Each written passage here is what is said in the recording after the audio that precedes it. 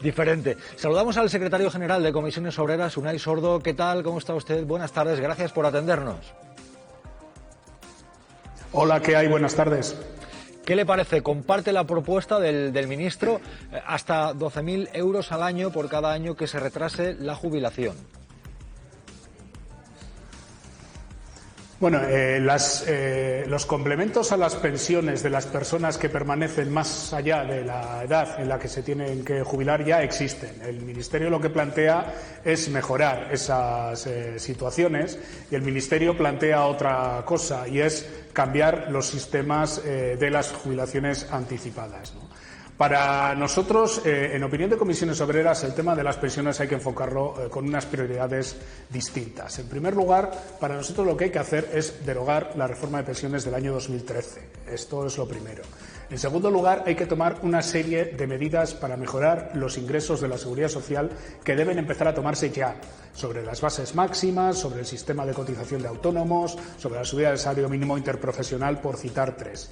Y a partir de ahí, si el Ministerio, si el Gobierno quiere que la edad real efectiva de jubilación se aproxime más a la edad legal de jubilación, en todo caso, en opinión de Comisiones Obreras, lo que hay que mejorar es el sistema de incentivos para que la gente que entra en jubilaciones anticipadas pueda demorar un poco más su entrada en estas jubilaciones anticipadas, mejorando los coeficientes reductores de su pensión. Es decir, haciendo que su pensión sea menos penalizada si se queda un poquito más de tiempo en el mercado de trabajo, en las jubilaciones anticipadas, insisto.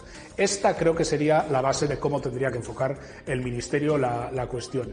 En las mejoras de las pensiones de la gente que permanece más allá de los 65 años en el puesto de trabajo, hay que decir que esto ya existe y que en general no funciona. En la inmensa mayoría de las profesiones, la gente, lógicamente, salvo que tenga problemas de cotización para llegar a la pensión, no demora su permanencia en el puesto de trabajo, porque hay profesiones muy duras donde a partir de los 65, de los 66 años es una temeridad trabajar. Y esto afecta a colectivos muy concretos, normalmente vinculados a determinados puestos de trabajo, y eso es una medida, digamos, relativamente poco importante. Pero la base de lo que queremos es eso: derogación de la reforma del 13, mejora de los ingresos de las pensiones, garantía de la revalorización con el IPC. De entrada, entonces, a la propuesta de Escrivá, diría un no o un ya veremos. Es que el problema de hacer pública una propuesta que está encima de una mesa de negociación es que obliga a todo el mundo a pronunciarse sobre cosas que son dinámicas.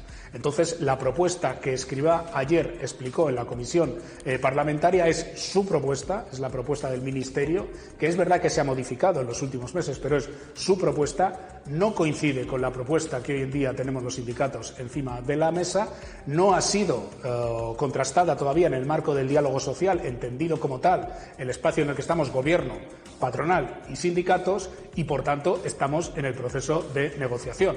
Pero insisto, no es nuestra propuesta y no está tan cerca como el Gobierno o como el Ministerio quiere decir el acuerdo con las organizaciones sindicales, ni muchísimo menos.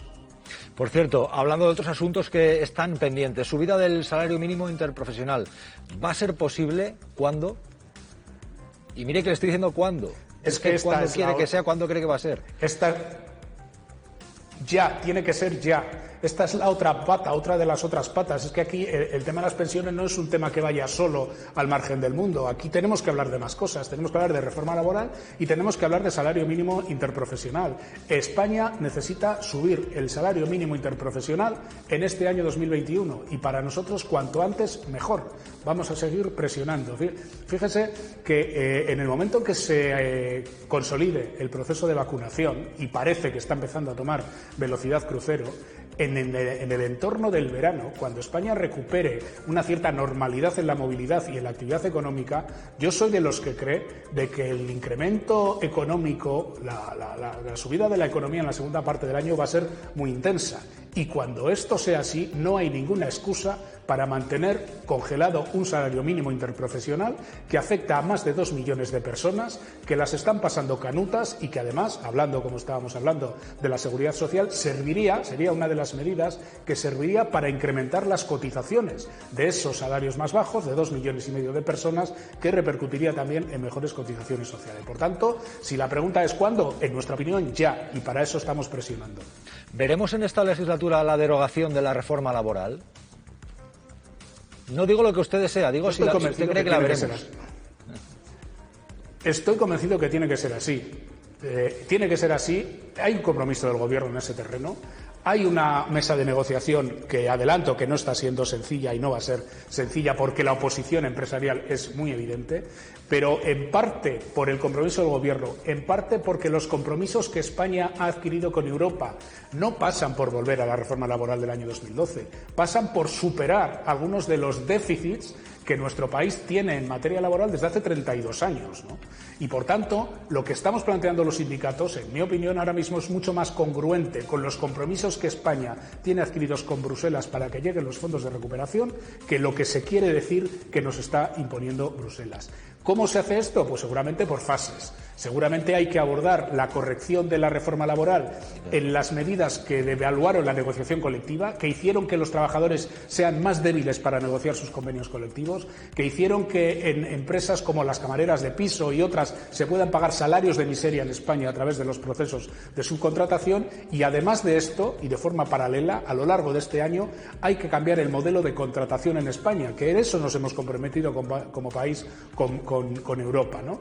Reducir la contratación temporal, evitar que el despido sea la fórmula ordinaria de ajuste de las empresas y buscar, y los ERTE nos han enseñado algo en esta crisis, buscar una fórmula alternativa al despido mediante la adaptación de las jornadas de trabajo cuando hay situaciones de crisis. Y para eso necesitamos algún tipo de prestación social pública que ayude a poder hacer esos esquemas, como por ejemplo existe en Alemania. Si montamos todo esto en los próximos meses, yo creo que la derogación, la corrección de los aspectos de la reforma laboral tiene que ser un hecho en nuestro país, porque no solo es una reforma injusta, sino que es una reforma ineficaz y es una reforma muy peligrosa para la segunda parte del año, donde sería posible un incremento histórico del PIB en España, acompañado de un proceso de caída de una parte de los salarios de nuestro país, y eso no es tolerable.